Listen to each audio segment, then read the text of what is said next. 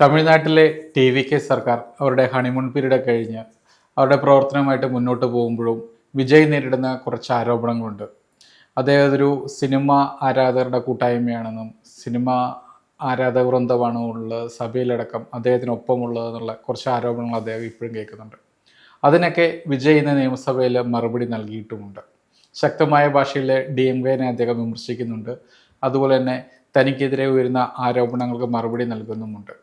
പല വിഷയങ്ങളെക്കുറിച്ച് വിജയ് സംസാരിക്കുന്നുണ്ട്. എങ്ങനെയാണ് TVK അധികാരത്തിലെത്തിയതെന്നും എങ്ങനെയാണ് TVK ജനങ്ങളിൽ നിന്ന് പ്രവർത്തിച്ച് 2026 നിയമസഭാ തെരഞ്ഞെടുപ്പിൽ ശക്തമായ ഭൂരിപക്ഷത്തോടെ അധികാരത്തിലെത്തിയതെന്നും അടക്കം അദ്ദേഹം പറയുന്നുണ്ട്. അതിനൊപ്പം പറയുന്നുണ്ട് അദ്ദേഹം 2011 മുതൽ ഇടപെട്ട ജനകീയ വിഷയങ്ങളിൽ ഏതൊക്കെയാണെന്നുള്ള കാര്യവും അദ്ദേഹത്തിൻ്റെ സർക്കാർ പറയുന്നുണ്ട്. ഈ ഒരു സാഹചര്യത്തിൽ വിജയ് പലവിധ പ്രതിസന്ധികൾ നേരിടാനുള്ള സാഹചര്യത്തിലേക്ക് അദ്ദേഹം കടക്കുകയാണ്. ഇപ്പോൾ ഹണിമൂൺ പീരീഡ് കഴിഞ്ഞു എന്ന് ഞാൻ പറഞ്ഞിട്ടുണ്ട്. അതുപോലെ തന്നെ യാഥാർത്ഥ പ്രശ്നങ്ങളിലേക്ക് TVK സർക്കാർ കടക്കുകയാണ്.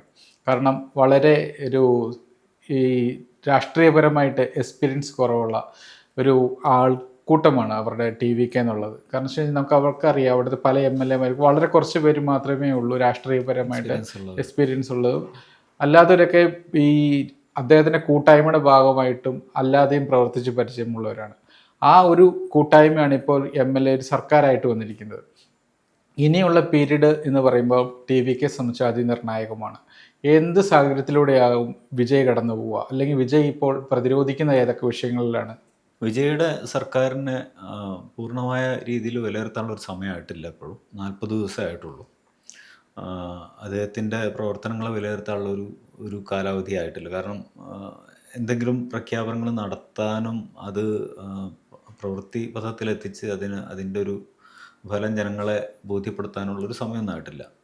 പക്ഷേ വിജയുടെ കാര്യത്തിൽ വലിയൊരു ആശങ്ക ജനങ്ങളെക്കാളധികം ഈ വ്യാവസായിക തലത്തിലൊക്കെ വല്ലാതെ വളർന്നു വരുന്നുണ്ട്, വ്യാവസായിക മേഖലയിൽ. അതിൻ്റെ കാരണം എന്താണെന്ന് വെച്ചാൽ ഇദ്ദേഹം ഈ മേഖലയിൽ പരിചയം കുറഞ്ഞ ഒരാളാണ്.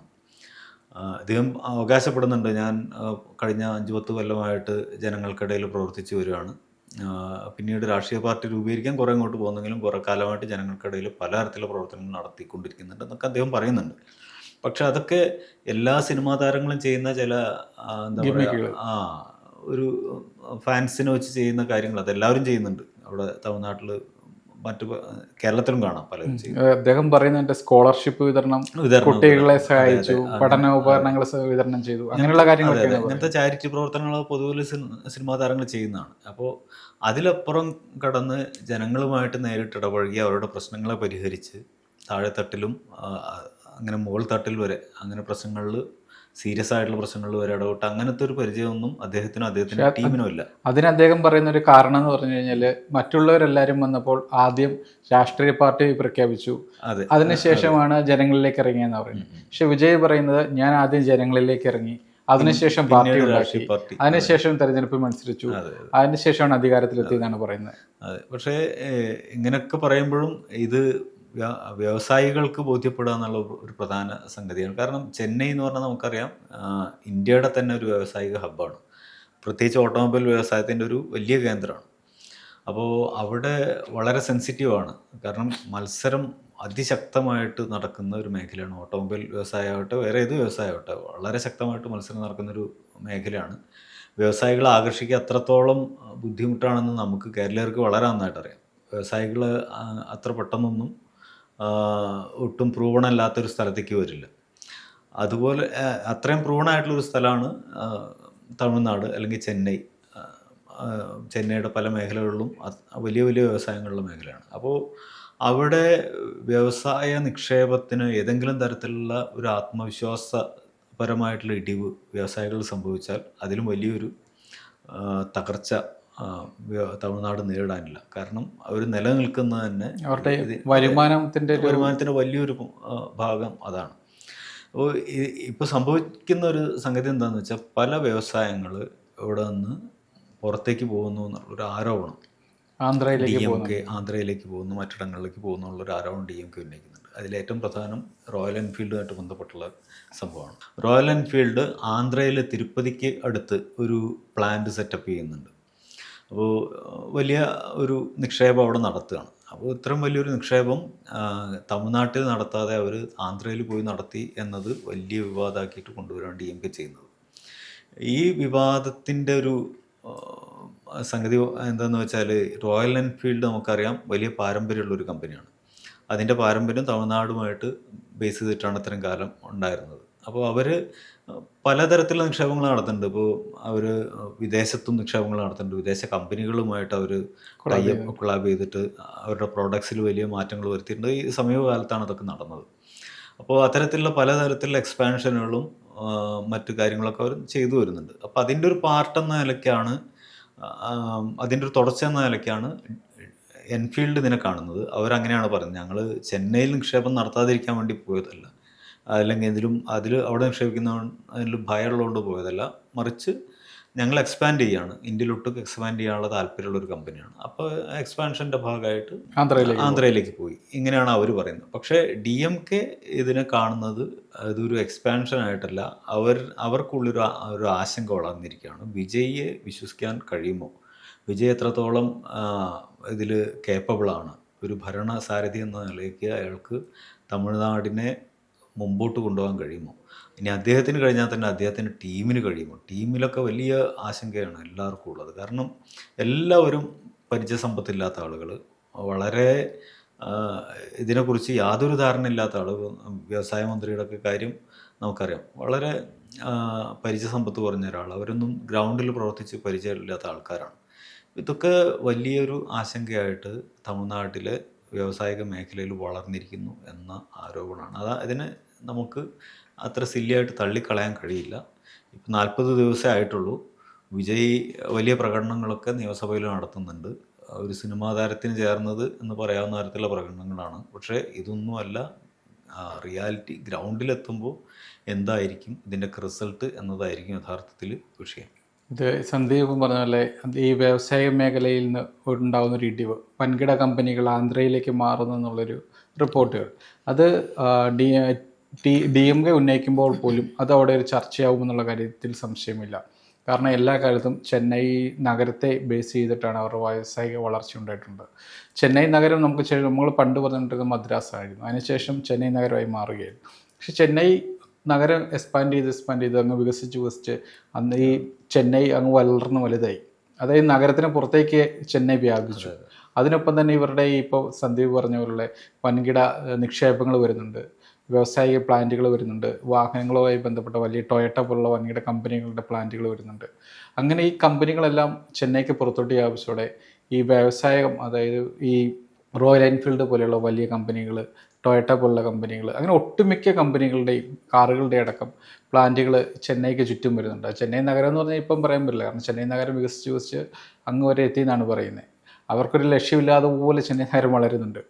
അപ്പോഴുണ്ടാകുന്ന ഒരു വലിയൊരു ആരോപണമാണ് TVക്ക് ഈ വരുന്ന ആരോപണം. കാരണം വെച്ച് കഴിഞ്ഞാൽ ആന്ധ്രാപ്രദേശിലേക്ക് ഈ വലിയ സംരംഭങ്ങൾ പോകുന്നു എന്നുള്ളത് നമുക്ക് ജയലളിതയുടെ കാലത്ത് തൊട്ടാണെങ്കിൽ നമുക്ക് നോക്കുമ്പോൾ മനസ്സിലാവും. അതിന് മുമ്പിലത്തെ സർക്കാരിൻ്റെ കാലത്ത്, കരുണാനിധിയുടെ സർക്കാരിൻ്റെ കാലത്താണെങ്കിലും നമുക്കറിയാം, ഈ വ്യവസായങ്ങളെ ആകർഷിക്കുകയും അവർക്ക് വേണ്ട വാഗ്ദാനങ്ങൾ നൽകി ആ സംരംഭം തുടങ്ങാനുള്ള എല്ലാവിധ ഒരു വാഗ്ദാനങ്ങളും ഒരുക്കങ്ങളും എല്ലാം സർക്കാർ ചെയ്തു നൽകുന്ന ഒരു സർക്കാരായിരുന്നു തമിഴ്നാട്ടിലുണ്ടായിരുന്നു. അങ്ങോട്ടുള്ള റോഡുകളായിക്കോട്ടെ, അല്ലെങ്കിൽ പ്രത്യേക ഇടനാഴികളായിക്കോട്ടെ, അങ്ങനെ എല്ലാ സംവിധാനങ്ങളും സർക്കാർ ചെയ്ത് നൽകിയിരുന്നു. അതങ്ങനെയായിരുന്നു തമിഴ്നാട്ടിൻ്റെ ചരിത്രം. സമാനമായ രീതിയിൽ തന്നെയാണ് ആന്ധ്രയും ഈ വ്യവസായ മേഖലയെ അവരുടെ സംസ്ഥാനത്തേക്ക് ആകർഷിക്കുന്നത്. ഈ ഒരു സാഹചര്യം തമിഴ്നാട്ടിൽ അന്നുമുണ്ട് ഇന്നുമുണ്ട്. പക്ഷേ TVK ഇപ്പം വന്നിട്ട് 40 ദിവസമേ ആയിട്ടുള്ളൂ, അവരുടെ ഒരു ചെറിയ പീരീഡ് മാത്രമാണ്. പക്ഷെ അപ്പോൾ പോലും ഈ ഒരു 40 ദിവസത്തിനിടയിൽ പല വൻകിട കമ്പനികളും ചൂട് മാറുന്നു എന്നുള്ളൊരു റിപ്പോർട്ടുകളാണുള്ളത്. അതിലും എത്രത്തോളം യാഥാർത്ഥ്യമുണ്ട്? തമിഴ്നാട്ടിൽ ഇപ്പോഴത്തെ ഈ ഒരു പ്രതിസന്ധിയെ ആന്ധ്ര നന്നായി ചൂഷണം ചെയ്യുന്നുണ്ടോ എന്ന് സംശയിക്കേണ്ടതുണ്ട്. ഒസൂരിൽ ഒരു സ്റ്റെൽത്ത് എയർക്രാഫ്റ്റ് പദ്ധതി DRDO പ്ലാൻ ചെയ്തിരുന്നതാണ്. അതിൻ്റെ ചർച്ചകൾ വളരെയേറെ മുമ്പോട്ട് പോയിരുന്നു. സ്റ്റെൽത്ത് ഫൈറ്ററുകൾ അവിടെ നിർമ്മിക്കുക, അതിൻ്റെ 15,000 കോടിയുടെ വലിയൊരു പദ്ധതിയാണ്. അപ്പോൾ ഈ പദ്ധതി ഹൊസൂർ നമുക്കറിയാം, ബാംഗ്ലൂരിനോട് ചേർന്ന് കിടക്കുന്ന ഒരു പ്രദേശമാണ്. അവിടെ തമിഴ്നാടിന് വലിയ പദ്ധതികളുണ്ട്. അതൊരു വലിയ നഗരാക്കിയിട്ട് അവരുടെ അടുത്ത ചെന്നൈ നഗരത്തെ അതെ അതെ അവിടെ ഒരു വിമാനത്താവളം നിർമ്മിക്കുന്നതുമായിട്ട് ബന്ധപ്പെട്ട് ഒരു ചർച്ച അത് ചർച്ചകൾ നടക്കുന്നുണ്ട്. അപ്പോൾ ബാംഗ്ലൂരിൻ്റെ ആ വ്യാവസായിക മേഖലയെ ഇങ്ങോട്ട് ഇങ്ങോട്ട് ആകർഷിക്കുക എന്നുള്ള പദ്ധതിയൊക്കെ ഉള്ള വലിയൊരു പ്ലാൻ അവർക്കുള്ളതാണ്. അപ്പോൾ അവിടേക്ക് വരും എന്ന് കരുതിയ വലിയൊരു സ്വപ്ന പദ്ധതി ആന്ധ്രാപ്രദേശ് കൊണ്ടുപോയിരിക്കുകയാണ്. അതുപോലെ തന്നെ ഒരു കപ്പൽ നിർമ്മാണശാല, ഒരു പൊതുമേഖലാ കപ്പൽ നിർമ്മാണശാല തമിഴ്നാട്ടിൽ സ്ഥാപിക്കാൻ കേന്ദ്ര സർക്കാരുമായിട്ട് ചർച്ചകൾ നടന്നിരുന്നതാണ്. തൂത്തുക്കുടി നിർമ്മിക്കാൻ വേണ്ടിയിട്ട്. ആ പദ്ധതിയും ആന്ധ്രയിലേക്കാണ് പോകുന്നത്. അപ്പോൾ നമുക്കറിയാം, ആന്ധ്ര സർക്കാരിന് ഇപ്പോൾ കേന്ദ്രത്തിലുള്ള പിടിപാടും കാര്യങ്ങളും അറിയാം. അവർ സ്വാഭാവികമായിട്ടുള്ള ശ്രമങ്ങൾ നടത്തും. ഇവിടെ വരുന്നൊരു പ്രശ്നം എന്താ വെച്ചാൽ, വിജയുടെ ഈ എന്താ പറയുക പരിചയക്കുറവ്, ഭരണപരിചയക്കുറവ്, ഭരണബന്ധങ്ങളുടെ കുറവ്, കേന്ദ്ര സർക്കാരിലുള്ള ബന്ധങ്ങളുടെ കുറവ്, അവിടുത്തെ ഒഫീഷ്യൽസുമായിട്ടുള്ള ബന്ധങ്ങളുടെ കുറവ്, ഇതൊക്കെ വലിയ പ്രശ്നമായിട്ട് മാറാൻ പോകും. കാരണം നമുക്കറിയാം, ചന്ദ്രബാബു നായിഡുവിനെ പോലെ ഒരു വലിയ ഭരണപരിചയമുള്ള അതിസമർത്ഥനായൊരു മുഖ്യമന്ത്രിയാണ് നിലവിൽ BJP-യും കേന്ദ്ര സർക്കാരുമായിട്ട് അടുത്ത ബന്ധം പുലർത്തുന്നത്. അത്രയും ഭരണപരിചയമുള്ള, അത്രയും ശേഷിയുള്ള ഒരാളുമായിട്ട് കോമ്പറ്റ് ചെയ്യുക എന്ന് പറഞ്ഞാൽ വിജയ്ക്ക് അത് ഈ സിനിമ ഡയലോഗ് പറയുന്ന പോലത്തെ കാര്യമല്ല. അപ്പോൾ സ്റ്റാലിൻ എന്ന് പറഞ്ഞാൽ നമുക്കറിയാം, സ്റ്റാലിന് ഇയാളെ പോലെ തന്നെ, ഈ നായിഡുവിനെ പോലെ തന്നെ ശേഷിയുള്ള നല്ലൊരു നേതാവായിരുന്നു കേന്ദ്ര സർക്കാരിലടക്കം. അതെ, അവർക്ക് അങ്ങനത്തെ ഭരണപരിചയമുണ്ട്, അങ്ങനത്തെ ടൈപ്പുകൾ ഉണ്ടായിട്ടുണ്ട്. അവർക്ക് DMK-ക്ക് എല്ലാ കാലത്തും സമ്മർദ്ദം ചെലുത്തി കേന്ദ്രത്തിൽ നിന്ന് അവർക്ക് വേണ്ടത് വാങ്ങിയെടുക്കാൻ സാധിക്കുന്ന ശേഷി പൊതുവെ ദ്രാവിഡ പാർട്ടികൾ രണ്ടും കാണിച്ചിട്ടുണ്ട്. അതെ, പക്ഷെ TV-ക്ക് ഇതിലൊക്കെ ഇനി പ്രൂവ് ചെയ്യേണ്ടിയിരിക്കുന്നു. ഇവർക്ക് ഇതിൽ എന്താണ് ചെയ്യാൻ കഴിയുക എന്നുള്ളതാണ് പ്രശ്നം. അവിടെ യാതൊരു ബന്ധവുമില്ല. ഇപ്പോൾ നമ്മൾക്കറിയാം, കെവി തോമസ്, അദ്ദേഹത്തിന് ക്ഷണം കിട്ടിയിരുന്നു എന്നൊരു പ്രസ്താവന അദ്ദേഹം നടത്തി. വിജയുടെ ആളുകൾ അദ്ദേഹത്തെ വിളിച്ചിരുന്നു എന്നുള്ള കാര്യത്തിൽ. അത് ഡൽഹിയിൽ അദ്ദേഹം ബന്ധം ഉണ്ടാക്കാൻ ശ്രമിക്കും. അതെ, ഒരു മീഡിയേറ്ററായിട്ട് നിർത്താൻ ഇവർ ആലോചിക്കുന്നു. അതായത് TVKയുടെ പോലത്തെ അവസ്ഥ നമുക്ക് അതിൽ നിന്ന് മനസ്സിലാവുന്നുണ്ട്. കാരണം അവർക്ക് യാതൊരു ബന്ധവുമില്ല ഡൽഹിനായിട്ട്. അങ്ങനത്തെ ഒരു പാരമ്പര്യമില്ല. അവരാരും മുമ്പ് അവിടെ പോയിട്ടില്ല. ഡൽഹി കാണാത്തവരായിരിക്കും വലിയൊരു അളവ് അവരുടെ MLA-മാർ.